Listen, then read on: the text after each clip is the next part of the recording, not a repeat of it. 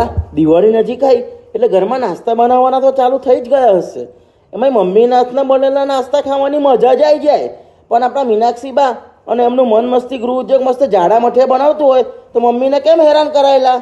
આપણા મીનાક્ષી બા 75 વર્ષની ઉંમરે પણ કઠોર પરિશ્રમ અને મહેનત કરે છે. અને તેમની ત્યાં કામ કરતા બધા એમ્પ્લોય પણ પોતાનું સમજીને લગનથી કામ કરે છે. એમની કોઈ પણ પ્રોડક્ટમાં મેંદાનો ઉપયોગ નથી થતો. તમે જોઈ શકો છો. સૌપ્રથમ મશીનમાં મઠનો લોટ, લાલ મરચું નાખી તેને બરાબર દળીને જાડા મઠિયાનો લોટ તૈયાર કરવામાં આવે છે. પછી તેને બીજા મશીનમાં નાખીને તેનો મસ્ત શેપ તૈયાર કરવામાં આવે છે.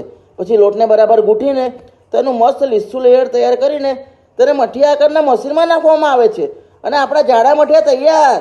આમ જોતા જ મોઢામાં પોણી આવી જાય. એટલે જ તો એ લોકો કહેતા હોય છે મઠિયા અને ચોરાફળી તો મન મસ્તીવાળા મીનાક્ષી બાના જ. એ લોકો લોટને બિલકુલ વેસ્ટેજ નહીં થવા દેતા, તેનો રિયુઝ કરવામાં આવે છે.